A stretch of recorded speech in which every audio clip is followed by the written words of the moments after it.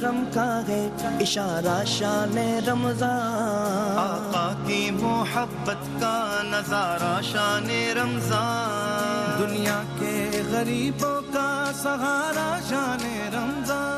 جی خوش آمدید ناظرین، خیر مقدم ہے آپ کا سیگمنٹ ہے آپ کے مسائل اور ان کا حل۔ مفتی حسن نوید نیازی صاحب تشریف فرمائیں، آپ کے سوالات کے جوابات انشاءاللہ دیں گے۔ کالرز کو بھی ہم شامل کریں گے۔ آپ کو لائیو ٹیلی فون کال نمبر نظر آ رہے ہیں، آپ ان نمبرز کے ذریعے ہمیں کال کر سکتے ہیں، سوال کر سکتے ہیں۔ ودن 2-3 منٹس میں آپ مزید کوسچنز لوں گا، اس کے بعد آنسرز کی جروائیں کافی سوالات ہو گئے ہیں جمع۔ جی السلام علیکم۔ جی وعلیکم السلام۔ جی کیا سوال ہے آپ کا؟ یہ میرا سوال ہے مفتی صاحب سے کہ حسبی اللہ اور حسبنا اللہ میننگ میں کیا فرق ہے؟ حسبی اللہ حسبنا اللہ بالکل بتائیں گے۔ ایک اور کالر ہمارے ساتھ ہیں، السلام علیکم۔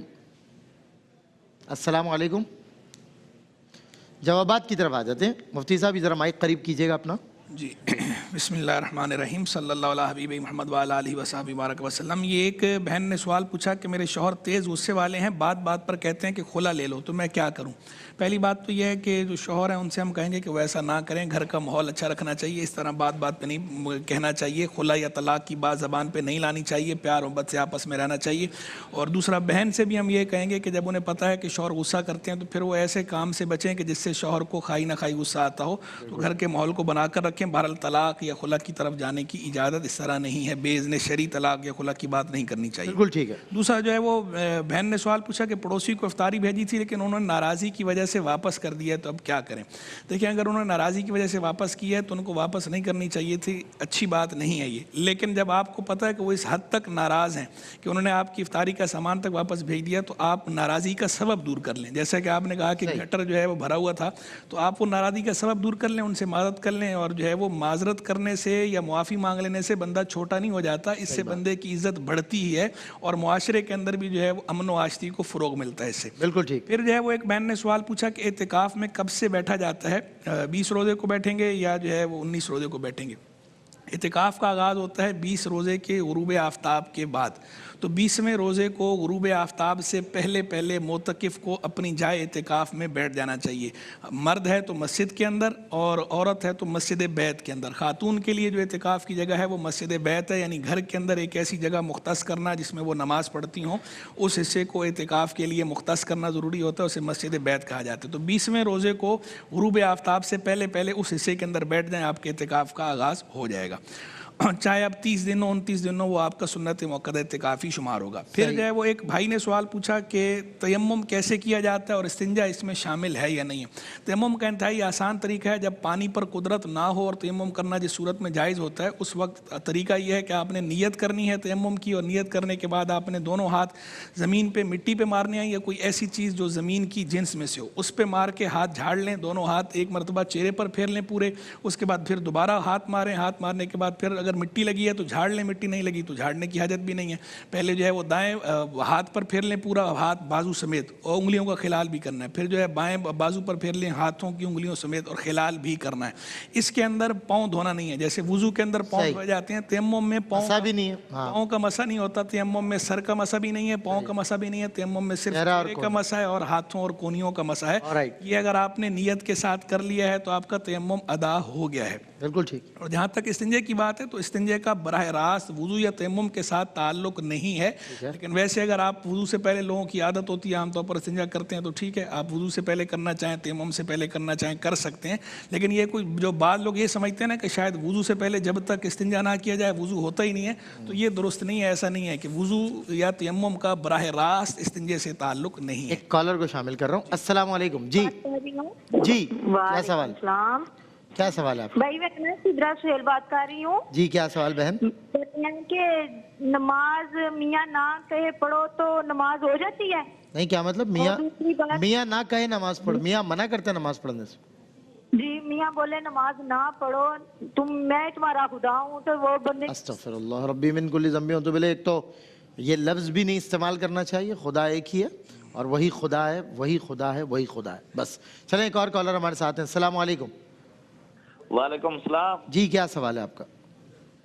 سر میرا بیٹا ہے جی، تو اس کے بارے میں پوچھ رہا ہوں، وہ اس کا باہر کا کچھ چانس بن رہا ہے نا، ٹھیک ہے، تو وہ جائے یا نہیں؟ مطلب استخارے کا پروگرام تو نہیں ہے برادر، آپ استخارے کے لیے آفٹر رمضان انشاءاللہ ہمارا ایک پراپر پروگرام ہوتا ہے، اس میں کال کیجیے گا. ایک اور کالر ہمارے ساتھ ہیں. السلام علیکم. جی وعلیکم السلام. جی کیا سوال ہے آپ کا؟ جی سر میں رضوان بول رہا ہوں لاہور سے.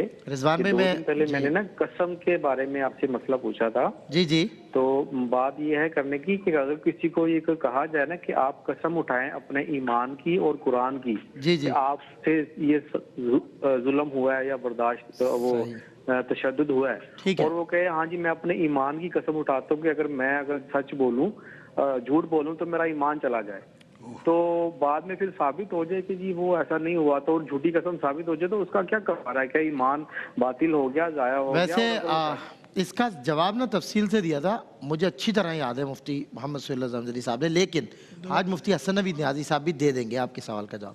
ایک اور کالر ہمارے ساتھ ہیں. السلام علیکم. چلے بھائی میں آئیے تھوڑی واک بھی کر لیں. جی السلام علیکم، کیا سوال ہے آپ کا؟ اچھا میرا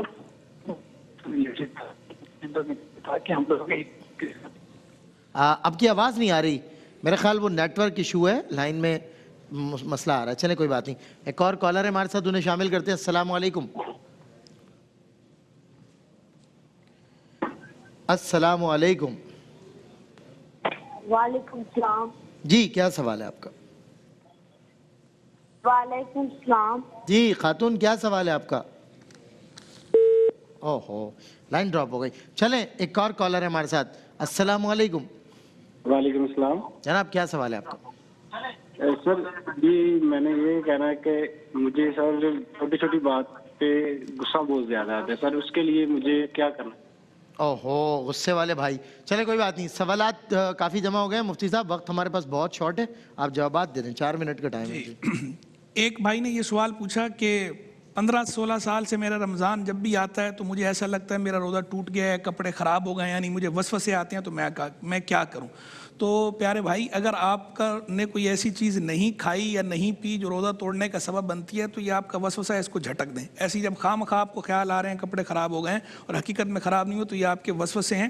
وسوسوں کو دل میں پالنا نہیں چاہیے، جھٹک دینا چاہیے. وسوسے کو جھٹک دیں، دل میں نہ پالیں اور استغفار کریں اور جو معوذتین ہیں نا یہ پڑھیں گے تو انشاءاللہ آپ کے وسوسے بھی دور ہو جائیں گے انشاءاللہ. اور دعا بھی کرتے ہیں اللہ تعالیٰ آپ کے وسوسے دور فرمائے. ایک بہن نے پوچھا کہ کدو پکڑنے کی ٹہنی اس کے ساتھ نہ ہو تو کیا کدو مکروہ ہو جاتا ہے؟ کدو مکروہ نہیں ہوتا، ٹہنی ساتھ ہو یا نہ ہو آپ کدو کا استعمال کر سکتے ہیں، کھا سکتے ہیں. ایک بہن نے پوچھا کسی کے پاس تھوڑا سا سونا ہے، زمین بھی ہے، مال بھی ہے، لیکن زیور پاس نہیں ہے، سسرال کے پاس ہے، کرایہ بھی مجھے نہیں ملتا، قربانی کا کیا حکم ہے؟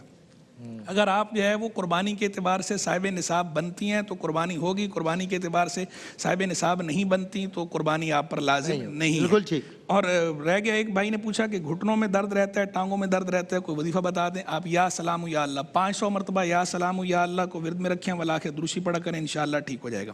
ایک بہن نے پوچھا بیٹا بیمار رہتا ہے، اس کے لیے وظیفہ بتا دیں، یا شافی انت شافی کو یہ بھی 500 مرتبہ ورد میں رکھیں، باذن اللہ درست ہو جائے گا. ایک بہن نے پوچھا فجر اور عصر کی نماز کے بعد قضا نماز پڑھ سکتے ہیں یا نہیں پڑھ سکتے؟ فجر کی نماز کے بعد بھی قضا نماز پڑھی جا سکتی ہے، عصر کی نماز کے بعد بھی قضا نماز پڑھی جا سکتی ہے، لیکن کوئی اور نفلی نماز نہیں پڑھی جا سکتی. قضا نماز بہرحال پڑھی جا سکتی ہے لیکن سورج طلوع ہونے سے پہلے تک. سورج جب طلوع ہو جائے، سوا نیزہ بلند ہو، اس وقت کوئی سجدہ کرنا جائز نہیں ہوتا.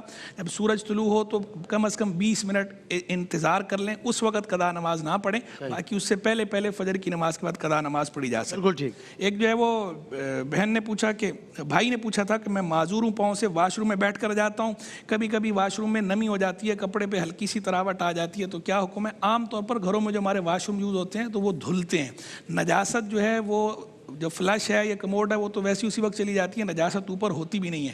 وہ جو واش روم گندا اور ہوتا ہے بعض اوقات وہ جوتوں کی وجہ سے گندا اور ہوتا ہے اور اس پہ ناپاکی عام طور پر نہیں ہوتی. تو اگر ہلکی سی تراوٹ آ گئی ہے تو کوئی اس میں پریشان ہونے کی بات نہیں ہے. اگر ناپاکی ظاہری طور پر لگی ہوئی نہیں ہے تو ظاہری طور پر ناپاکی لگی ہوئی ہے تو پھر کپڑے پاک کرنے پڑیں گے. ظاہری ناپاکی اگر سامنے نہیں ہے تو ایک نظافت کا تقاضا ہے کہ اسے دھویا جائے، لیکن ویسے وہ کپڑے آپ کے پاک ہیں جب تک ناپاکی نہ ہو. پھر جو ہے وہ ایک بہن نے پوچھا کہ 1 تولے سونے پر زکوٰۃ لازم ہے؟ اگر صرف 1 تولہ سونا ہے اور کوئی ایسا مال پاس نہیں ہے جو اس کے ساتھ مل کر 52.5 تولے چاندی کے نصاب کو پہنچتا ہو تو پھر زکوٰۃ لازم نہیں ہے. لیکن عام طور پر ایسا ہوتا نہیں ہے. 1 تولہ سونے کے ساتھ کچھ نہ کچھ کیش وغیرہ یا چاندی یا اور کوئی چیز مال زکوٰۃ میں سے موجود ہوتی ہے. اس صورت میں جو ہے وہ زکوٰۃ آپ کو دینی ہوگی 52.5 تولے چاندی کی مالیت کے ساتھ.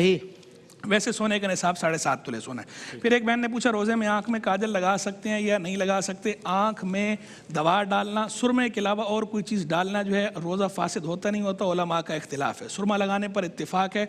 जो हज़रात उलमा आंख में दवा डालने से रोज़ा टूटने के कायल हैं वो काजल लगाने से मना करते हैं। जो इस बात के कायल हैं कि रोज़े में दवा डाल लें आँख में तो उसमें कोई हरज नहीं है, तो उनके नज़दीक काजल लगाया जा सकता है। हमारे नज़दीक जो है वो मुफ्ता भी ये हम फतवा इस पर देते हैं कि आँख में दवा डालने से रोज़ा नहीं टूटता, तो लिहाजा आँख में सुरमा भी लगाया जा सकता है, काजल भी लगाया जा सकता है। एक जो है वो बहन ने सवाल पूछा कि शवाल के रोज़ों में कदा रोज़े की नियत कर सकते हैं। शवाल के रोज़ों में कदा रोज़े की नियत नहीं कर सकते। कदा रोज़े आपने रखना है तो वो अलग से रखना है, और नफली रोज़ा रखना है तो वो अलग से रखना है। फिर जो है वो एक बहन ने पूछा किसी के बाद थोड़ा बहुत गोल्ड हो तो उसे फितरा दे सकते हैं या नहीं दे सकते। अगर वो मुस्तहिक के ज़कात या मुस्तहिक के फितरा बनता है, वो निसाब देखा जाएगा, पूरा सिर्फ गोल्ड का मामला नहीं है, पूरा निसाब देखकर अगर वो मुस्तहिक के ज़कात या मुस्तहिक के फितरा बनता है दे सकते हैं, अदरवाइज नहीं दे सकते।